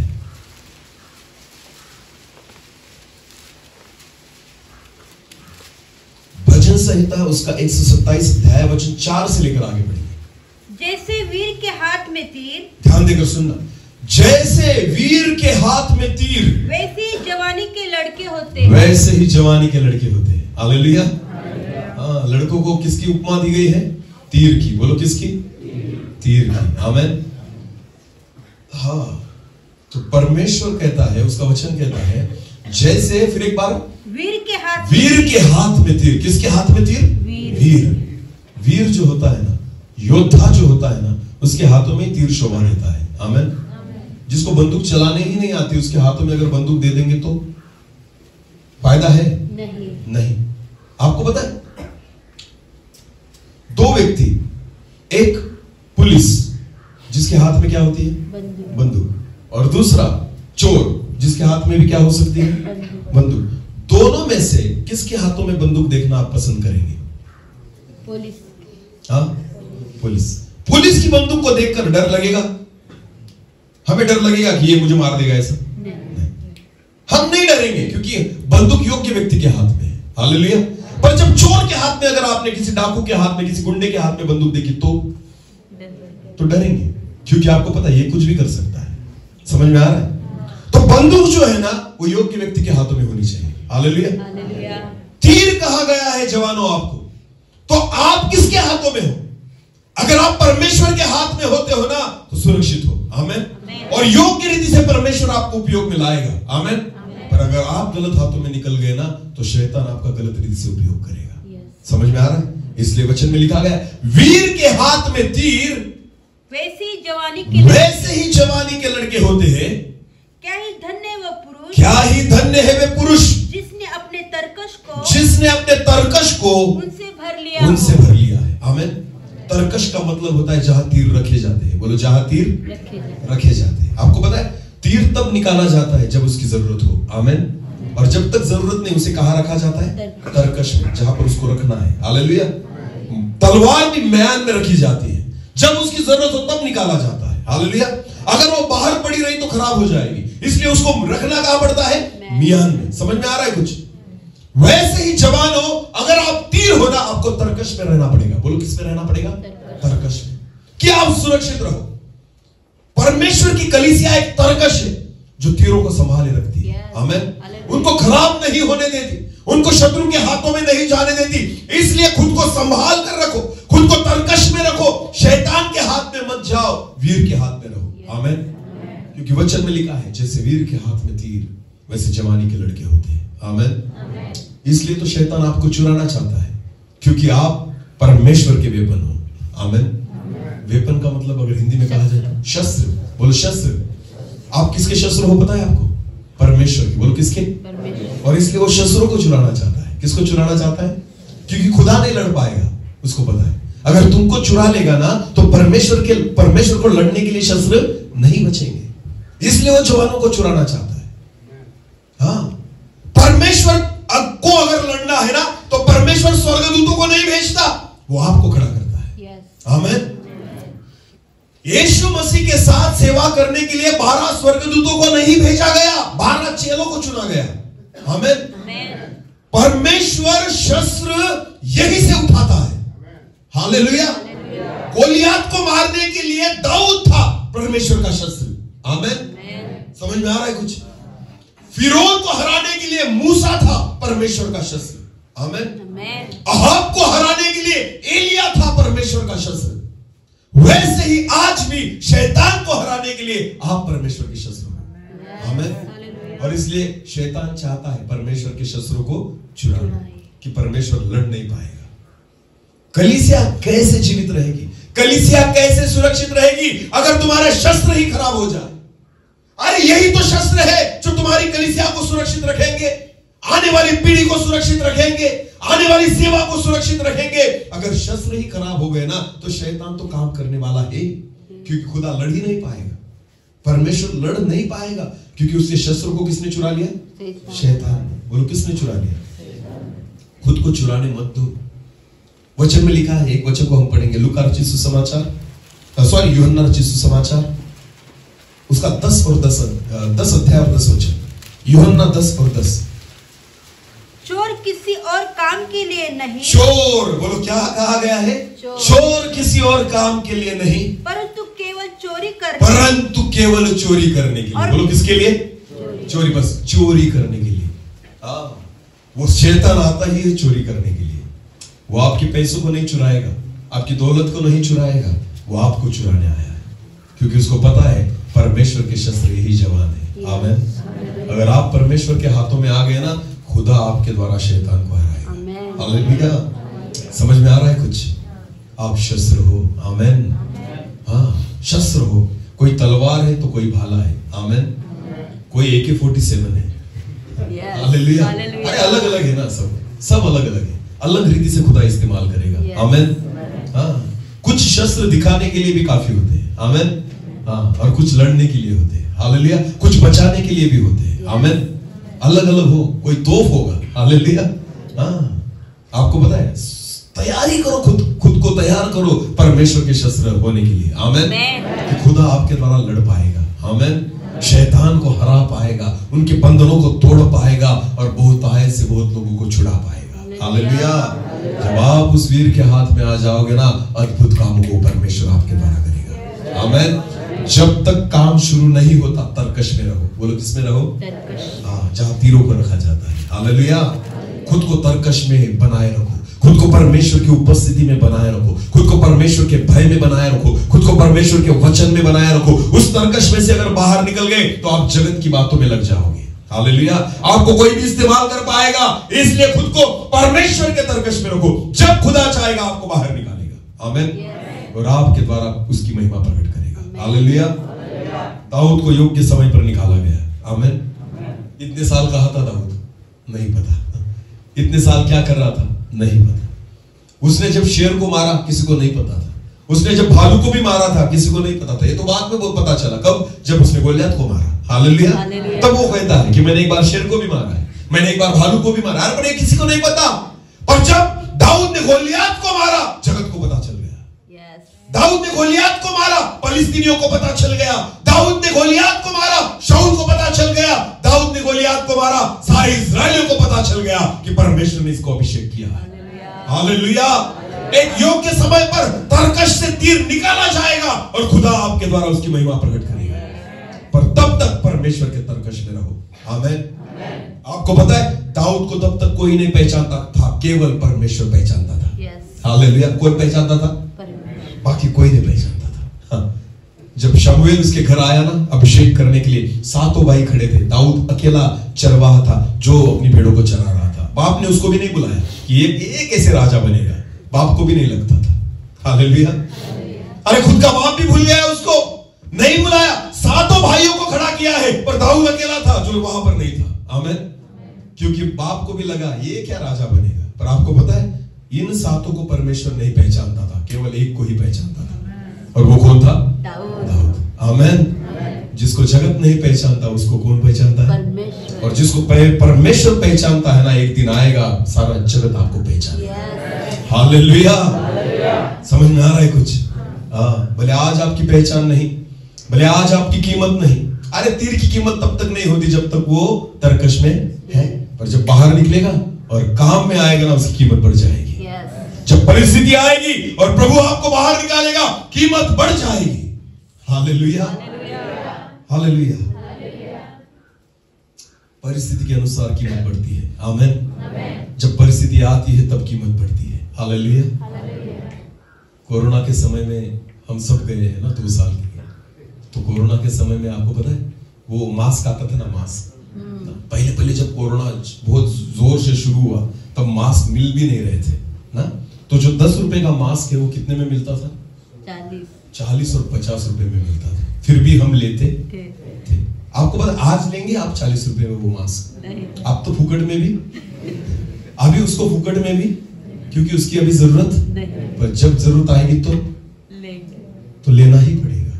तो भले 50 में मिले या 100 में मिले, आपको लेना पड़ेगा। आपको पता है कौन सी चीज की जरूरत कब आएगी है आपको पता, आपकी जरूरत भी कब आएगी है आपको खुद को भी पता, पर जिस दिन आएगी ना उस दिन आपकी कीमत बढ़ जाएगी। आमीन। जिस दिन प्रभु आपको खड़ा करेगा आपकी कीमत बढ़ जाएगी, उस परिस्थिति के अनुसार खुदा आपको खड़ा करेगा। हालेलुया ना। किसी को गोलियत के सामने खड़ा होना होगा, किसी को फिरौन के सामने खड़ा होना होगा, किसी को अहाब के सामने खड़ा होना होगा, किसी को प्रभु यीशु मसीह कहेगा हे पतरस मैं तुझे मनुष्य को पकड़ने वाला बनाऊंगा। आमीन। हर एक व्यक्ति का चुनाव अलग है, हर एक व्यक्ति शस्त्र अलग अलग है, पर खुदा एक बार आपको जरूर इस्तेमाल करेगा। आमीन। अब केवल उसके तरकश में रहो। किसके तरकश में रहो? परमेश्वर के। आमीन। अगर उससे बाहर निकल गए तो शैतान आपको हाथ लगाएगा, उससे बाहर निकल गए तो अपने कामों के लिए वो आपको इस्तेमाल करेगा। परमेश्वर की उपस्थिति में रहो। आमीन। खुद को उस उपस्थिति से बाहर मत निकालो, परमेश्वर की हुजूरी से बाहर। अरे यूसुफ के सामने व्यभिचार खड़ा था। यूसुफ जो था ना एक जवान लड़का था, सुंदर दिखने में था, एक अच्छी पर्सनैलिटी वाला व्यक्ति था। बाइबल में लिखा है उसके बारे में, खुद बाइबल में लिखा है कि वो एक सुंदर था, शरीर में भी अच्छा था, और इसलिए उसके मालिक की पत्नी उससे कह रही थी मुझसे व्यभिचार कर। अरे जवान था ना, कौन देख रहा है उसको? खुद उसकी पत्नी कह रही है उसकी मालिक की मेरे साथ व्यभिचार कर। किया उसने? नहीं। क्योंकि वो परमेश्वर के तरकश में था। आमीन। वो प्रभु के भय में था, वो परमेश्वर की उपस्थिति में था। उसको पता है गलत व्यक्ति के हाथ में नहीं जाऊंगा, केवल खुदा के हाथ में जाऊंगा। हालेलुया। खुद को बचा के रखा, खुद को संभाले रखा, खुद को सुरक्षित रखा, खुद को पवित्र रखा। आमीन। पाप आएंगे, आपको पता है मैंने एक बार, मैं ये उदाहरण बहुत बार देता हूं। एदेन की वाटिका में एक पेड़ था, परमेश्वर ने कहा था उसके फल को क्या, उसके फल को मत खाना। तो सबसे बढ़िया ये होता अगर परमेश्वर उस पेड़ को कंपाउंड करता। बोलो क्या करता? हाँ, और दूतों को रखता कि इसको खाने मत देना, बराबर है? तो ये शायद कभी पाप में गिरते नहीं। ऐसा किया परमेश्वर ने? क्यों नहीं किया? पाप को कंपाउंड नहीं किया परमेश्वर ने। परमेश्वर ने कहा तुम खुद को कंपाउंड करो। हालेलुया। समझ में आ रहा है कुछ? हाँ, तुम खुद को सुरक्षित रखो। जगत में पाप चलेंगे, पाप मिट जाए इसके लिए प्रार्थना मत करो, पाप चलते रहेंगे। खुद को सुरक्षित रखो। आमीन। खुद को परमेश्वर के तरकश में रखो। हम जगत को नहीं बदल सकते, पर हम खुद को बदल सकते हैं। आमीन। हमें खुद को बदलना है। जगत के, आपको पता है जगत की बातें और ज्यादा भयानक होने वाली है। ये मैं नहीं कहता, ये कौन कहता है? परमेश्वर का। अभी तो बहुत कम पाप है, आने वाले दिनों में और बढ़ेंगे। सदोम और गमोरा की जो परिस्थिति थी ना उससे भी अधिक, नूह के टाइम में जो थी ना उससे भी अधिक, क्योंकि वचन इसके बारे में कहता है। हालेलुया। अंत के दिनों में जो पाप बढ़ने वाले हैं ना वो बहुतायत से बढ़ने वाले हैं, उनको हम बदल नहीं सकते। परमेश्वर के वचन को हम बदल नहीं सकते। तो किसको बदलना होगा? हमें अपने आप को। बोलो किसको बदलना होगा? हाँ। रिचार्ज, मोबाइल रिचार्ज आपको और एडवांस में दिए जाएंगे। हाँ, अभी तो बहुत सारी सुविधाएं आ गई है। अगर आपको अपना डाटा जो होता है ना, मोबाइल का नेटवर्क डाटा, वो खत्म होने लग गया तो दूसरा मैसेज आता है टॉप अप कर लो ना, 2 GB रात भर मिलेगा आपको 12 बजे के बाद। 2 GB 20 रुपए में। तो बहुत सारे अरे 2 GB मिल रहा है 20 रुपए में, चलो कर लो। वाह रे, क्योंकि शैतान चाहता है सो मत, हाँ, सोना मत, रात भर लगे रहो। किसमें? मोबाइल। बोलो किसमें? जगते ही रहते हैं बंदरों की समान, सोते नहीं, रात दिन मोबाइल, रात दिन मोबाइल। क्या लगता है आप परमेश्वर के तरकश में हो? अरे बोलो खुदा के तरकश में हो, सारे कचरे को अपने मन में इकट्ठा कर रहे हो। आपको पता है सारे जगत का कचरा उसमें मिलेगा, किसमें? मोबाइल में। आपका दिमाग नहीं रहा, डस्टबिन बन चुका है। बोलो क्या बन चुका है? डस्टबिन किसे कहते हैं पता है आपको? हाँ, कचरा डालना। और कौन सा कचरा? गंदा नहीं, कचरे की कोई भी वैल्यू होती नहीं, कुछ भी डाल सकते हो उसमें। कचरा पेटी कभी नहीं कहती ये मत डालो। कचरा पेटी ऐसी कहती है मुझ में यही डालना है, ऐसा नहीं, कोई कुछ भी डाल सकता है। हालेलुया। तो उसकी खुद की कोई इमेज होती नहीं, उसकी खुद की कोई चॉइस होती नहीं, कुछ भी नहीं।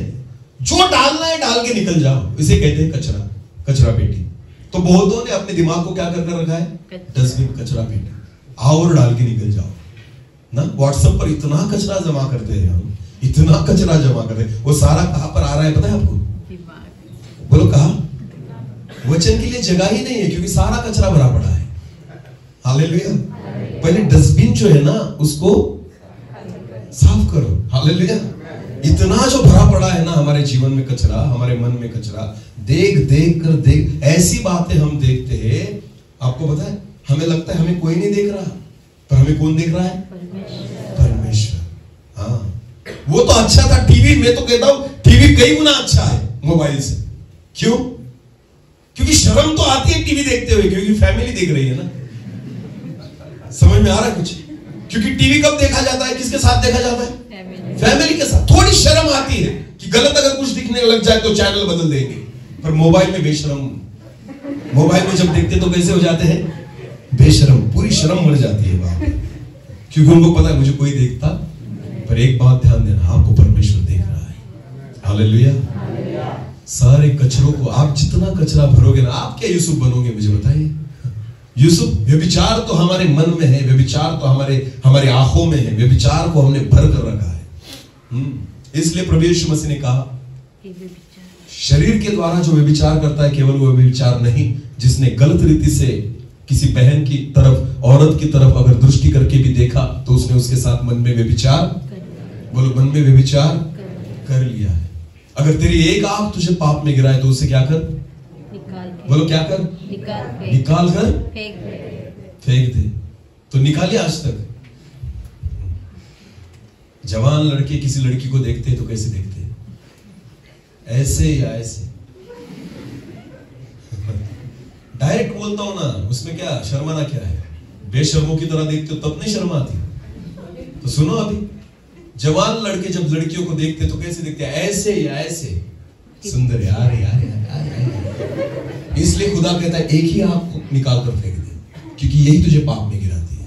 समझ में आ रहा है? एक आंख के बारे में क्यों कहा गया? क्योंकि जब हम पाप को देखते हैं ना, ऐसे नहीं देखते, हम ऐसे देखते हैं, छुप के देखते हैं, गलती से देखते हैं। और इसलिए खुदा कहता है उस एक आंख को जो तुझे पाप में गिराती है ना, निकाल कर फेंक दे। समझ में आ रहा है? चर्च में आते हो, गंदी नजर से किसी को मत देखो, गंदे विचारों को छोड़ दो, बुरी विचारों को छोड़ दो, सारे कचरे को बाहर निकाल कर फेंक दो। आमेन। वो पवित्र है जो तुम्हें देखता है। हालेलुया। और इसलिए सबोपदेशक की पुस्तक में लिखा गया है, शलमोन कहता है जब तू परमेश्वर के भवन में जाए संभल कर पैर रखना। क्या करना? संभल कर। हाँ, तू बाहर क्या कर रहा था? बाहर ही छोड़ देना, संभल कर पैर रखना। आमेन। तू कैसे देखता है, कैसे सोचता है, कैसे बोलता है, सारी बातें संभल कर करना, क्योंकि परमेश्वर पवित्र है। बोलो परमेश्वर क्या है? हालेलुया। उसके तरकश में रहो। आमेन। एक दिन उस तीर को वो निकालेगा और उसकी महिमा के लिए यूज करेगा। हालेलुया। खुद को खराब मत करो, खुद को खराब मत करो। परमेश्वर ने वो बहुत सुंदर बनाया है। आमेन। बहुत अच्छा बनाया है। हालेलुया। मैं खुद भी सिगरेट पीता था, बहुत पीता था। आपको पता है सिगरेट अगर किसी ने पी होगी या पीने वाला हो, हाथ ऊपर करो। क्यों करेंगे? बिल्कुल नहीं करेंगे। मैं आपको बताना चाहता हूं, मेरी ओर देखो। मैंने खुद कर कर देखा है, जब मैं सिगरेट पीता था ना, सिगरेट पीने वाले अगर सिगरेट का कश जो होता है, धुआं कश बोलते हैं इसे, मुझे पता है, उसे जब अंदर खींचते हैं और बाहर छोड़ते हैं, अगर आपके नाखून पर आपने उस धुएं को फूका ध्यान देना, कर देखना, पर पीना नहीं। अगर आपने उस धुएं को नाखून के ऊपर फूका तो यहां पर लाल या पीली रंग की एक परत जम जाती है। तुरंत कोई सिगरेट पीने वाला हो ना, उसको ये करने को बोलना, कि उसको बोलना पहले सिगरेट का धुआं अंदर ले और उसके बाद बाहर फूकते समय केवल ये नाखून यहां पर रखे और उस पर फूके। पीले रंग की पूरी परत यहां पर जम जाएगी। तो सोचो, एक कश के द्वारा अगर यहां पर इतनी परत जमती है तो अंदर कितनी जमती हो? समझ में आ रहा है कुछ? समझ में आ रहा है? ये प्रैक्टिकली बोल रहा हूं, ये मैंने करके देखा है। तब भी पीता था, फिर भी नहीं सुधरा, फिर भी पीता था, क्योंकि मैं खुद को नहीं बदल सकता, वही बदल सकता है। हालेलुया। मुझे पता है कि दारू मेरे शरीर के लिए अच्छी नहीं है, हानिकारक है, पर मैं हड्डी हूं ना, मैं खुद नहीं कुछ कर सकता, क्योंकि मैं पड़ा हूं उस आदत में। मैं उठ नहीं सकता वहां से, क्योंकि मैं हड्डी हूं, सूखी हड्डी। मुझे पता है कि सिगरेट पीना अच्छा नहीं है, पर मैं नहीं सुधरता। क्यों? क्योंकि मैं हड्डी हूं। मैं क्या हूं? सूखी हड्डी। हाँ, और इसलिए तो खुदा आज आपसे बात कर रहा है, सूखी हड्डियों जीवित हो जाओ। आमेन। अपने आप को बदल दो। परमेश्वर चाहता है इन परिस्थितियों में से आपको निकालना। आमेन। जिससे आप नहीं निकल सकते, खुद नहीं निकल सकते। बुरी आदतें, बुरी गंदी बातें, मोबाइल में गंदा देखना, फेसबुक इंस्टाग्राम पर दोस्ती करना। जगत से दोस्ती, परमेश्वर से क्या है? बैर। और लगे पड़े हैं सब किससे दोस्ती करने में? अरे बोलो, फ्रेंड रिक्वेस्ट। फ्रेंड रिक्वेस्ट भेजते हैं ना, किस पर? फेसबुक पर। बोलो किस पर? और इंस्टा पर ना। हाँ, फ्रेंड रिक्वेस्ट हमारी एक्सेप्ट करो। अरे वाह। और परमेश्वर का वचन कहता है जगत से दोस्ती, परमेश्वर से क्या है? तुझसे दुश्मनी करेंगे पर इससे मित्रता करेंगे। हाँ, आजकल के जवान सारे जगत से फ्रेंडशिप कर रहे हो और परमेश्वर से दुश्मनी। बोलो परमेश्वर से दुश्मनी। हाँ, फेसबुक के शौकीनों, डिलीट करो उसे। इंस्टाग्राम पर रहने वालों, खुद को वहां से निकालो, वरना तुम सिर्फ फेसबुक और इंस्टा पर ही दिखोगे, स्वर्ग में नहीं दिखोगे। हालेलुया। हाँ, ये जो बातें मैं आपको बोल रहा हूं ना, बिल्कुल प्रैक्टिकल है। आमेन। क्या वहां पर अच्छा सीखने को मिलता है मुझे आप बताइए? सब गंदी बातें भरी पड़ी है वहां पर। आपको पता है घंटों वहां पर निकल जाते हैं उन गंदी बातों में।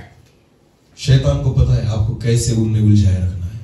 ये तो वो फल है जो शैतान ने आपके सामने रख दिया है। खा बेटा, खा उसको। जैसे हवा ने कहा दिखने में अच्छा था और खाने में अच्छा था तो तोड़कर खा लिया, और आज भी वही हो रहा है।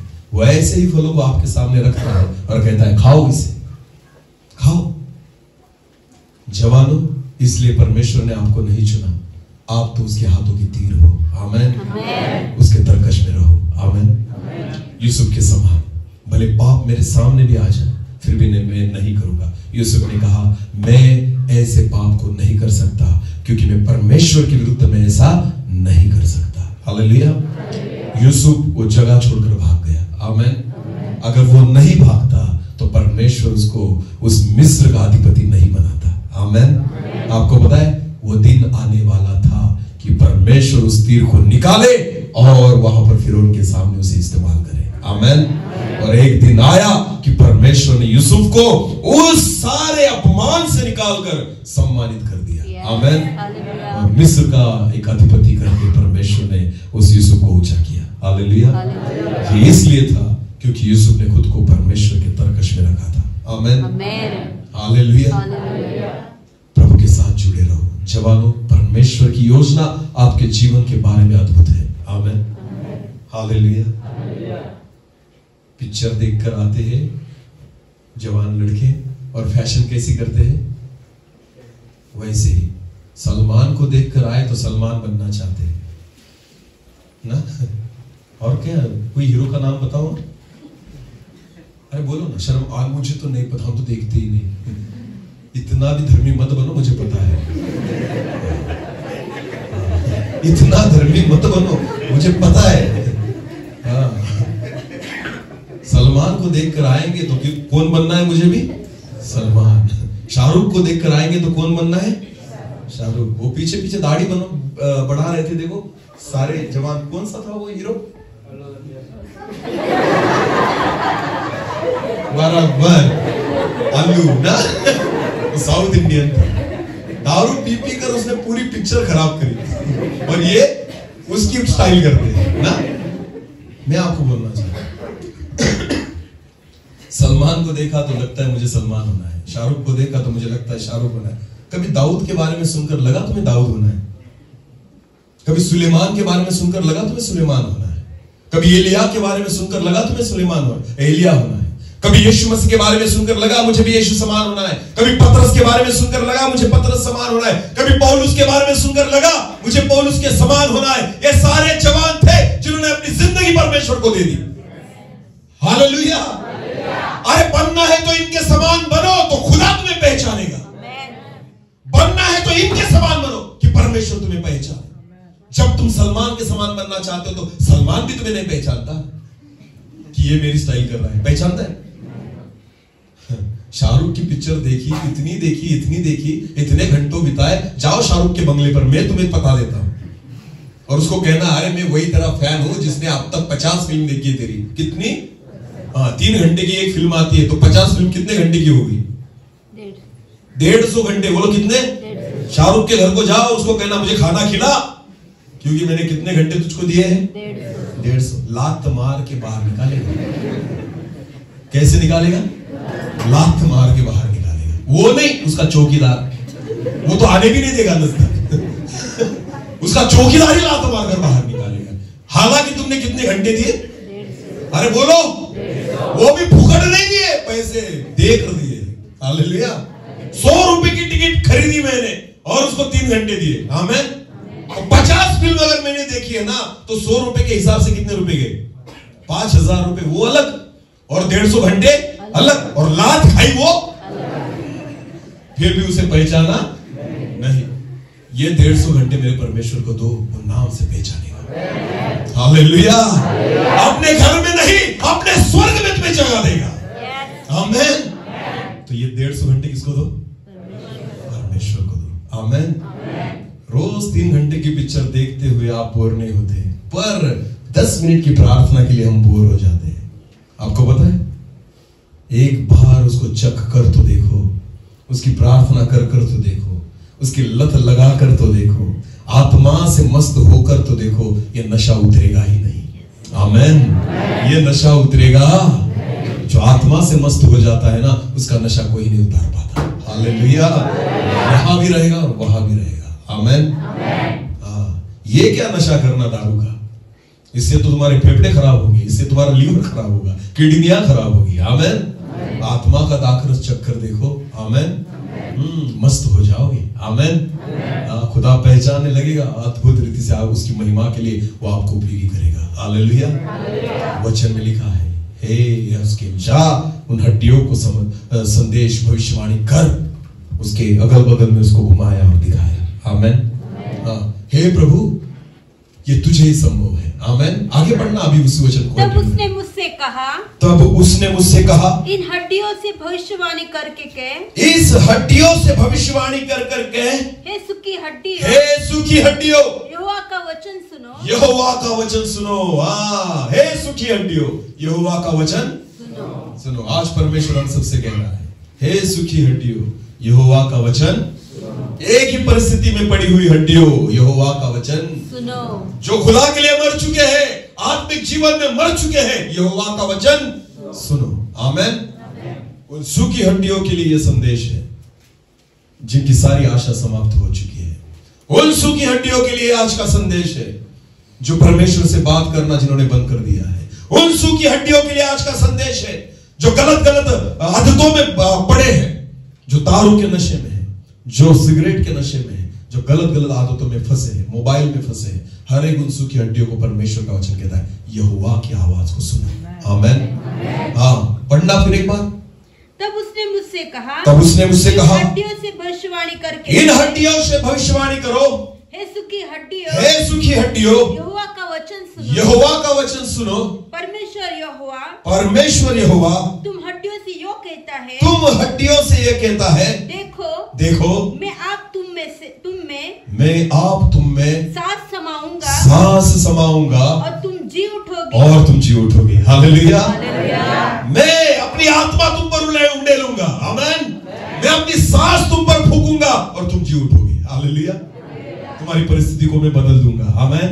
तुम्हारी पहचान को मैं बदल दूंगा, तुम्हारी आदतों को मैं, तुम्हारे स्वभाव को मैं, जो कुछ मुझे आज अच्छा लगता है ना, परमेश्वर सारी बातों को बदल देगा और मुझे आत्मिक जीवन अच्छा लगने लग जाएगा। Hallelujah, hallelujah. यहोवा कहता है तुम जी उठोगे। आमेन। इस परिस्थिति में से तुम जी उठोगे। आगे पढ़ना। मैं तुम्हारी नसें उपजा कर, मैं तुम्हारी नसें उपजा कर, अभी तो खाली हड्डियां पड़ी है ना। परमेश्वर कहता है मैं तुम्हारी नसों को उपजा कर मांस चढ़ाऊंगा और तुमको चमड़े से ढापूंगा, और तुमको चमड़े से ढापूंगा। Hallelujah, hallelujah. हड्डियां जिसकी कोई वैल्यू नहीं है, हड्डियां जिसकी कोई पहचान नहीं है, खुदा कहता है मैं तुम पर नसें चढ़ाऊंगा, मांस चढ़ाऊंगा और उस पर क्या कहा है, चमड़े चढ़ाऊंगा और तुम्हारी पहचान बनाऊंगा। हालेलुया। तुम्हारी खुद की पहचान होगी। हालेलुया। तुम्हें कोई हड्डी नहीं समझेगा, तुम्हारी खुद की पहचान होगी। हाँ, चमड़े से मैं तुम्हें ढापूंगा। हालेलुया। हाँ, तुम्हें एक आकार दूंगा, जो तुम बेडोल पड़े मैं तुम्हें एक आकार दूंगा, तुम्हारी पहचान तैयार होगी। हालेलुया। आज तक मुझे कोई नहीं पहचानता था, पर आज पहचानने लगेगा। विश्वास रखो। आमेन। मैं भी वैसे ही था, 25 साल तक हड्डियों की जैसे पड़ा था। कितने सालों तक? 25 साल। सूखी हड्डी थी, कुछ भी आशा नहीं बची थी। 25 साल के बाद खुदा ने मुझ पर अपनी सांस को फूंका और मुझे जिलाया। आमेन। और उसकी पहचान उसने मुझे दी। आमेन। किसकी पहचान दी? उसकी पहचान किसको दी? मुझे दी। दानियल को शेर की मांग में डाला गया, शेरों ने उसे खाया नहीं, क्योंकि दानियल को किसकी पहचान मिली थी? दानियल को नहीं पहचानते थे शेर, किसको पहचानते थे? परमेश्वर को। हालेलुया। इसलिए दानियल जब शेर की मांग में चला गया ना, डरा नहीं, क्योंकि उसको पता था ये मुझे नहीं पहचानते पर किसको पहचानते हैं, और परमेश्वर ने उसकी पहचान किसको दी है? मुझे। आमेन। जब आपको खुदा खड़ा करेगा ना, उसकी पहचान से आपको भर देगा। आमेन। हाँ, मैं तुम्हें जीवित करूंगा। आगे बढ़ो। और तुम में सांस समाऊंगा, और तुम में सांस समाऊंगा, और तुम जी जाओगे, और तुम जी जाओगे, और तुम जान लोगे कि, और तुम जान लोगे कि मैं यहोवा हूँ। मैं यहोवा हूँ। हालेलुया। हाँ, जब तुम्हारे जीवन में ऐसे कामों को तुम देखोगे ना, तुम्हें समझ में आ जाएगा मैं ही यहोवा हूँ। हालेलुया। जब असंभव बातों को संभव होते हुए आप देखेंगे, अनुभव करेंगे, तुम्हें पता चल जाएगा मैं ही यहोवा हूँ। आज खुदा आपसे बात कर रहा है, अपने आप को उसके हाथों में दे दो। हालेलुया। उसके लिए असंभव कुछ भी नहीं। हालेलुया। बहुत पिक्चर देखता था, बहुत सिनेमा के गाने सुनता था, ये सारी आदतें मुझ में भी थी। हाँ, बहुत देर लगा, पर आपको पता है जिस दिन मुझे प्रभु मिल गया, जिस दिन उसके आत्मा से मैं भर गया, आत्मा को मैंने चख लिया ना, अभी पिक्चर में गाने सुनना, किसी अगर गलती से भी सुनाई दिया ना तो मन विचलित होने लग जाता है। नहीं सुनना, बिल्कुल नहीं, बिल्कुल मन में ही नहीं रहा। हालेलुया। जो दारू पीने वाला व्यक्ति, जो तंबाकू खाने वाला व्यक्ति, जो सिगरेट पीने वाला व्यक्ति, आज उसकी जो बदबू होती है ना, वो अच्छी नहीं लगती, वो अभी लगता है बस दूर हो जा मुझसे, क्योंकि परमेश्वर का वचन कहता है मैं तुझे तेरा सब कुछ नया कर दूंगा। आमेन। हृदय नया हो जाएगा। हालेलुया। मन नया हो जाएगा, विचार नए हो जाएंगे। आमेन। स्वभाव नया हो जाएगा। समझ में आ रहा है? हाँ। एक बार एक व्यक्ति ऐसे रास्ते पर जा रहा था, जाते रास्ते पर एक छोटा सा सुअर का बच्चा, सुअर पता है आपको? शुकर, सुअर, डुक्कर, गुजराती में क्या कहते हैं उसे? डुक्कर ही कहते हैं ना। तो सुअर का बच्चा छोटा सा, अच्छा दिख रहा था, वैसे रास्ते पर पड़ा था, अकेला था, कोई नहीं था। तो उस व्यक्ति को ऐसे लगा बेचारा सुअर का बच्चा अकेला है वहां पर ना, थोड़ा गंदा था, क्योंकि सुअर कभी अच्छे रहते गंदा था। तो उसको उसकी दया आई और उस व्यक्ति ने क्या किया, उस सुअर के बच्चे को उठाया, छोटा सा था, उठाया और अपने घर पर लेकर आया। कहाँ लेकर आया? ध्यान देकर सुनना। घर लेकर आने के बाद, वो गंदा था ना, तो उसने बाथरूम में लेकर गया और उसको अच्छा लक्स वाला साबुन जो होता है ना, उससे उसको निलाया। हाँ, अच्छी रीति से उसको साफ किया, लक्स साबुन लगाकर। हाँ, और उसके बाद उसको अच्छे एक स्वच्छ कापड़ के द्वारा, यानी टॉवल के द्वारा उसको पोंछा, और उसके बाद फिर उसको घर में लेकर आया। उस पर थोड़ा सा उसने डिओड्रेंट डाला, जो परफ्यूम होता है ना, वो भी डाला कि बदबू ना आए। ये सारी बातें करने के बाद एक प्लेट में उसको अच्छा खाना दिया। समझ में आ रहा है कुछ? अच्छा खाना दिया और अच्छे एक कटोरे में उसको एक स्वच्छ पानी पीने के लिए दिया। फिर उसने खाया पिया, वो सूअर का बच्चा। फिर 1-2 दिन हुआ, 2 दिन हुए, 3 दिन हुए। फिर ये सूअर का बच्चा भी इसको पहचानने लग गया। जैसे कुत्ते हम घर पर रखते हैं ना, वैसे ये सूअर का बच्चा भी, उसको आदत हो चुकी थी इसकी। हाँ, तो रोज उसको निलाता था, खिलाता था, पिलाता था, डियो वगैरह मारता था, ये सारी बातें थी। तो 15-20 दिन बीतने के बाद सूअर का बच्चा अभी थोड़ा अच्छा तगड़ा वगैरह हो गया। तो इस व्यक्ति ने सोचा चलो आज हम घूमने जाएंगे। कहाँ जाएंगे? घूमने जाएंगे। तो सूअर के बच्चे को लेकर ये निकल पड़ा रास्ते में। चलो अभी वो सूअर का बच्चा पीछे पीछे चल रहा था और ये व्यक्ति आगे आगे चल रहा था। अभी ये तो अभी नहला कर लेकर आया था, अच्छी रीति से उसको डियो वगैरह लगाया था। जैसे रास्ते पर वो चलने लगे, चलते चलते चलते एक गटर आई। क्या आई? गटर। बहुत गंदी बदबू थी वहां पर। जैसे गटर के पास वो आए, वो सूअर के बच्चे को वो गटर की बात आई और उसने क्या किया? तुरंत भाग कर जाकर वो गटर में घुस गया। कहां घुस गया? गटर में घुस गया और वहां जाकर ऐसे ऐसे करने लगा। अभी इसने हाथ ऐसे लगा दिया, कहा अभी तो इसको मैंने 15 दिन तक घर पर रखा, इसे कभी गटर में जाने नहीं दिया। फिर भी ये कहा गया। फिर उसको बाहर निकाला खींचकर, फिर घर पर लेकर आया, फिर उसको धुलाया, फिर उसको अच्छा खाना दिया, फिर 15 दिन बाहर नहीं निकाला। उसके बाद 15 दिन के बाद फिर उसको घुमाने लेकर गया। हालेलुया। अभी फिर 15 दिन ये स्वच्छ था, इसने कुछ नहीं किया। फिर जैसे गया, उसी रास्ते पर जाते जाते फिर गटर आई। क्या आई? इसको फिर उसकी बात आई। जैसे उसको उसकी बदबू आई, वो फिर एक बार जाकर कहां घुस गया? इसको समझ में नहीं आई ये क्यों हो रहा है। फिर उसने उस बच्चे को उठाया और डॉक्टर के पास ले गया। किसके पास लेकर गया? डॉक्टर के, वो जो जानवर के डॉक्टर होते हैं उनके पास लेकर गया। उसको कहा डॉक्टर इसको मैंने 1 महीना मेरे घर पर रखा, अच्छा खाता है, पीता है, सारी बातें बराबर है, मैं उसको रोज नहलाता भी हूँ, सारी बातें हैं, और जब भी मैं उसको लेकर जाता हूँ ना, गटर देखी तो उसमें घुसता है। तो डॉक्टर ने उसे कहा प्रॉब्लम ये नहीं है कि तुम उसको कितनी अच्छी परिस्थिति में रखते हो, इसका प्रॉब्लम ये है कि ये क्या है? सूअर। तो इसका जो मन है ना, वो किसका मन है? सूअर का। इसका जो हृदय है वो किसका हृदय है? सूअर का। तो तुम इसे भले कैसी भी परिस्थिति में रखो, पर जब तक उसका मन नहीं बदलेगा, उसका हृदय नहीं बदलेगा ना, ये रहेगा क्या? वो जाएगा गंदगी में ही। समझ में आ रहा है कुछ? वचन में लिखा है मैं तुम्हें एक नया मन दूंगा। क्या दूंगा? तुझमें एक नया हृदय उत्पन्न करूंगा। हालेलुया। क्योंकि ये पुराना जो हृदय है ना, इसको अच्छी आदतें नहीं। हाँ, ये सूअर के समान है। बोलो किसके समान है? आपने सूअर को नोटिस किया है कभी? वो कभी ऊपर नहीं देखता, डुक्कर कभी ऊपर, क्योंकि परमेश्वर ने उसको बनाया ऐसा है, वो नीचे देखता है केवल। वो ऊपर एक ही बार देखता है जिंदगी में। कब? जिंदगी में एक ही बार वो ऊपर देखता है। कब? हमारे पिंपलर में बहुत सूअर है, वो पकड़ने वाले भी आते हैं वहां पर, हमने देखा इसलिए बोल रहा हूं। सूअर एक ही बार ऊपर देखता है। कब पता है आपको? जब वो सूअर को पकड़ने वाले लोग आते हैं ना, वो उसको पकड़ते हैं, उसके चारों पैरों को बांधते हैं रस्सी से और बीच में ऐसी लाठी डालते हैं और उसको उल्टा लटकाते हैं। कैसे लटकाते हैं? उल्टा लटकाते हैं और मारने के लिए लेकर जाते हैं। किसके लिए लेकर जाते हैं? मारने के लिए। तब तो सूअर किसको देखता है? हाँ, वो देखता है अरे बाप रे, इतने साल के बाद ये तो अभी देखा मैंने। आज तक कहां देख रहा था? आज इतने सालों तक कहां देख रहा था? और इतना ऊपर तो बहुत अच्छा है, पर अभी सूअर, अभी तू कहां जा रहा है? कहां जा रहा है? मरने। और तब तू कहां देख रहा है? ऊपर। अभी कुछ फायदा नहीं। बहुत सारे लोगों की परिस्थिति ऐसी है, जिंदगी भर कहां देखेंगे? नीचे। और मरते समय कहां देखेंगे? ऊपर। खुद को बदलो। हालेलुया। शैतान ने मोबाइल जो देकर रखा है ना, वो कहता है कहां देखो? नीचे। नीचे। बोलो कहां देखो? और प्रभु यीशु मसीह ने कहकर रखा है जब तुम्हारा मुक्ति समय आए तो तुम्हारी नजरें कहां करना? ऊपर की ओर। बोलो कहां करना?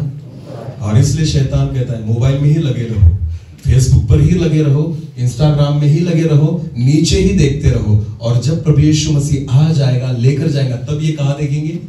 अरे ये तो बाकी चले गए, मैं तो यहां ही रहेगा। समझ में आ रहा है कुछ? ऊपर देखो। आमेन। खुदा चाहता है आपको जिंदा करना। आमेन।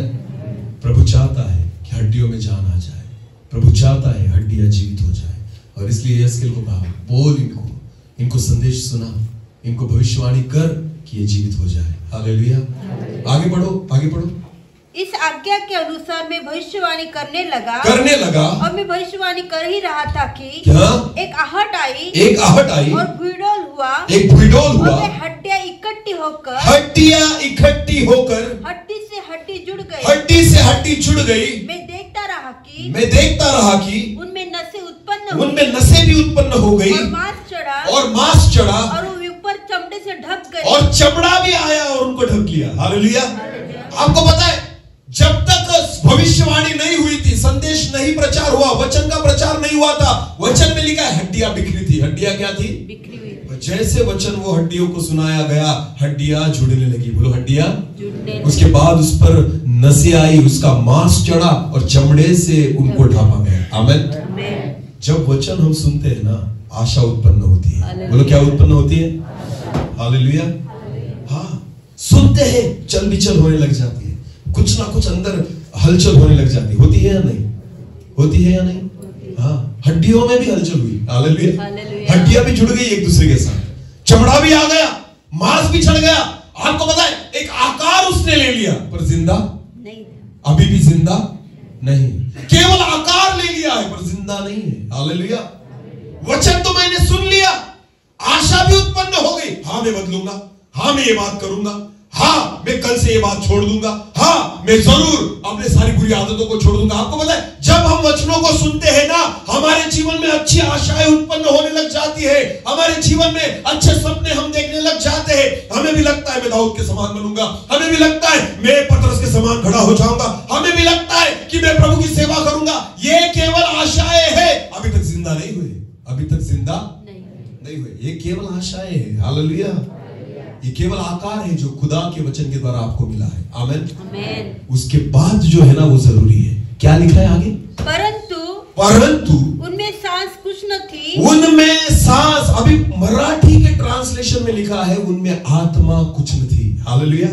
क्या लिखा है? उनमें आत्मा कुछ न थी, इसलिए वो जिंदा नहीं थे। हालेलुया।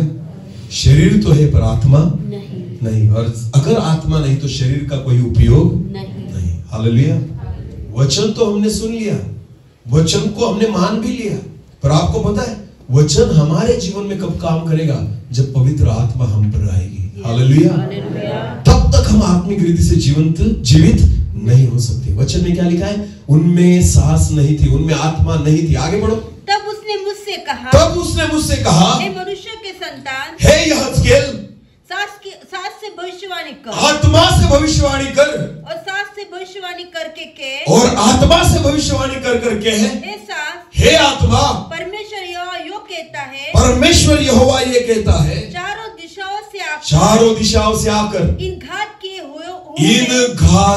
हुओं को, क्या लिखा है वहां पर? इन घात किए, यानी वो लोग कैसे मरे थे? वो अपने आप नहीं मरे थे, घात किए हुए लोग हैं। वचन में लिखा है वो कैसे मरे। वो हड्डियां जो पड़ी थी ना, वो किन लोगों की थी पता है आपको? घात किए हुए लोगों की। हाँ, घात करना इसका मतलब क्या होता है? उसी वचन को पढ़ो, यूहन्ना 10:10, यूहन्ना 10 और 10।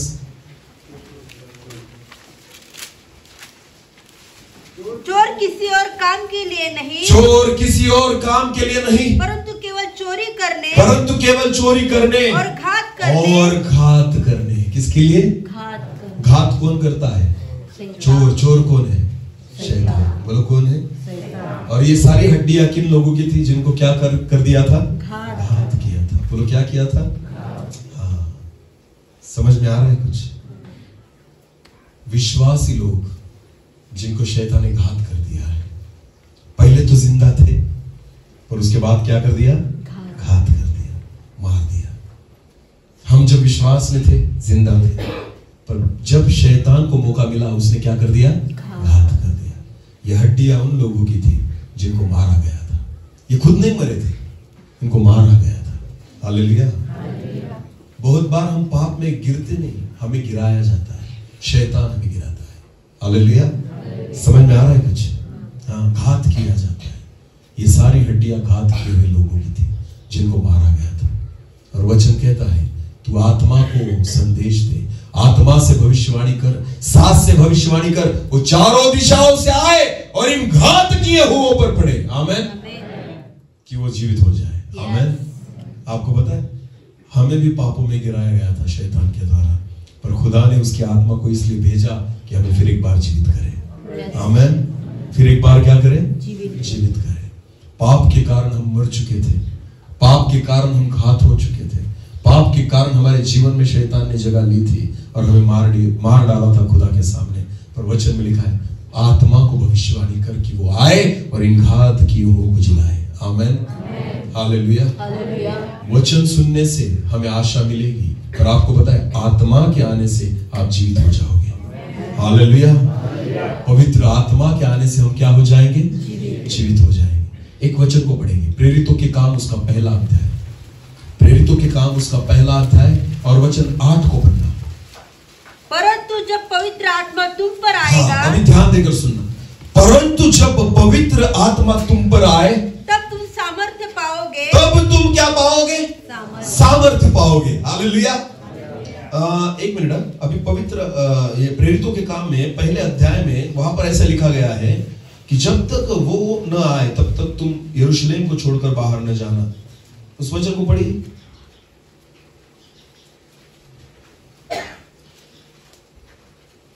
हाँ, 4 वचन। और उनसे मिलकर उन्हें आज्ञा दी, यरूशलेम को न छोड़ो, यरूशलेम को न छोड़ो, परंतु पिता की उस प्रतिज्ञा के पूरे होने की, बात जोते रहो, जिसकी चर्चा तुम मुझसे सुन चुके हो, क्योंकि यूहन्ना ने तो पानी का बपतिस्मा दिया है, परंतु थोड़े दिनों के बाद तुम पवित्र आत्मा से बपतिस्मा पाओगे। आमेन। यीशु मसीह ने क्या बोला था पता है उनको? 3.5 साल का ट्रेनिंग हो चुका है तुम्हारा। हालेलुया। 11 चेले, एक तो पाप में मर गया, 11 चेले यीशु मसीह के साथ कितने साल तक थे? 3.5 साल तक। बोलो कितने साल तक थे? तो क्या सुना उन्होंने 3.5 साल तक? यीशु मसीह का वचन। बोलो क्या सुना? जितना वचन सुनना था ना इन 3.5 सालों में उन्होंने सुना है। हालेलुया। फिर भी यीशु मसीह क्या कहता है जाते जाते पता है? यरूशलेम को छोड़कर मत जाना। आमेन। कहां पर रहना? यरूशलेम। किसकी बाट जोना है? पवित्र आत्मा की। बोलो किसकी बाट जोना है? जब तक वो ना आए तुम कुछ नहीं कर पाओगे। हालेलुया। भले वचन है तुम में, पर तुम सेवा नहीं कर पाओगे, क्योंकि सेवा करने के लिए केवल वचन नहीं, आत्मा भी चाहिए। हालेलुया। समझ में आ रहा है कुछ? अगर मुझे प्रभु के लिए खड़ा होना है ना, केवल वचन काफी नहीं, पवित्र आत्मा की सामर्थ्य होना भी जरूरी है। आमेन। जवानों, इसलिए सूखी हड्डियों को पहले वचन सुनाया गया और उसके बाद प्रार्थना की गई कि आत्मा उन पर आए। हालेलुया। क्योंकि तब तक जीवित नहीं हो सकते। आमेन। तो जवानों, वचनों के द्वारा खुदा हमें एक आकार देता है और जब उसकी आत्मा हम पर आती है ना तो हमें जिलाता है। आमेन। और वचन में लिखा है पवित्र आत्मा की बाट जो हो, और उसके बाद उस वचन को पढ़ेंगे 8 वचन को। परंतु जब पवित्र आत्मा तुम पर आएगा तब तुम सामर्थ्य पाओगे। हालेलुया। तब तुम क्या पाओगे? सामर्थ्य पाओगे। शक्ति और सामर्थ्य में अंतर है। शक्ति तुम जगत से प्राप्त कर सकते हो, सामर्थ्य खुदा से मिलती है। हालेलुया। बल जो होता है ना वो हम खुद भी प्राप्त कर सकते हैं, पर सामर्थ्य किससे मिलती है? खुदा से। और वचन मिलेगा जब तुम सामर्थ्य पाओगे और यरूशलेम इसका मतलब होता है जहां मैं रहता हूं। आमेन। सारे चेले कहां रहते थे? यरूशलेम। वचन में लिखा है जब तुम पवित्र आत्मा पाओगे, पहला तुम यरूशलेम और सारे यहूदिया, उसके बाद यहूदिया का मतलब होता है जितने शहर यरूशलेम के आजू बाजू में थे, विश्वासीगण थे यहूदिया में, उसके बाद और सामरिया में, और सामरिया इसका मतलब जो परमेश्वर को न पहचानने वाले लोग हैं उनमें, और पृथ्वी की छोर, और चौथी बात पृथ्वी की जगत की छोर तक मेरे गवाह होंगे। आमेन। आपको पता है जब वचन आप में रहेगा, पवित्र आत्मा से आप भर जाओगे, पहला तो आपको आपकी कलीसिया पहचानेगी। यरूशलेम। बोलो कौन पहचानेगी? यरूशलेम मतलब आपकी कलीसिया, आपका गांव। उसके बाद यहूदिया का मतलब होता है पूरे परिसर को पता चल जाएगा कि इसको परमेश्वर ने बदल दिया है। आमेन। उसके बाद सामरिया का मतलब होता है अन्य जाति के लोग जो प्रभु यीशु मसीह पर पर विश्वास नहीं रखते वो भी पहचानने लग जाएंगे कि खुदा ने आपको चुन लिया है। आमीन। और उसके बाद वचन में लिखा है जगत की छोर तक तुम मेरे गवाह होंगे। हालेलुया। फिर नो लिमिटेशंस, फिर लिमिट नहीं। फिर खुदा आपको कैसे चलाएगा ये आपको भी पता नहीं। आमीन। फिर वो कहां लेकर जा सकता है ये आप बता नहीं सकते। जगत की छोर तक लेकर जाएगा। हालेलुया। पर ये तभी होगा जब वचन से भरोगे और आत्मा से भर जाओगे। आमीन। और तब आप जीवित हो जाओगे और आप यरूशलेम, यहूदिया, सामरिया और जगत की छोर तक उसके गवाह बनोगे। हालेलुया। हड्डियों जीवित हो जाओ। आमीन। जब यहज़केल ने हड्डियों को सुसमाचार सुनाया, मांस आ गया, शरीर आ गया। जब उसने हवा को आज्ञा दी, आत्मा उनमें आ गया। फिर आगे क्या हुआ जल्दी पढ़ेंगे। उसकी आज्ञा के अनुसार मैंने भविष्यवाणी की। उसकी आज्ञा के अनुसार मैंने भविष्यवाणी की। सांस उनमें आ गई। सांस उनमें आ गई। और वे जीकर अपने अपने पांवों के बल खड़े। वो जीकर अपने अपने पांवों के बल पर खड़े हो गए। और एक बहुत बड़ी सेना खड़ी हो गई। आमीन। जब हड्डियों को परमेश्वर जिलाता है ना तो सेना बन जाती है। बोलो क्या बन जाती है? खुदा हमें क्या बनाना चाहता है? सेना। हालेलुया। जवानों परमेश्वर की सेना में भर्ती हो जाओ। आमीन। हालेलुया। हाँ, आज मैं प्रभु का दास भर्ती का फॉर्म लेकर आया हूं। जिनको जिनको भर्ती होना है नाम लिखवा कर जाना। हालेलुया। हाँ, ये कहाँ की भर्ती है? हाँ, अगर पुलिस भर्ती निकली तो कितना दौड़ना पड़ता है ना, कितना दौड़ना पड़ता है। आपको पता है वहां पर रात दिन खड़ा रहना पड़ता है। फिर भी पुलिस भर्ती के लिए लाखों की संख्या में जवान जाते हैं या नहीं? आपको पता है आज स्वर्ग की भर्ती निकली है। कहाँ की भर्ती निकली है? हाँ, खुदा चाहता है उसके लिए कौन भर्ती होना चाहता है? आमीन। एक सेना अपने पांव पर खड़ी हो गई। हालेलुया। जो परमेश्वर के लिए लड़ने के लिए थी। आमीन।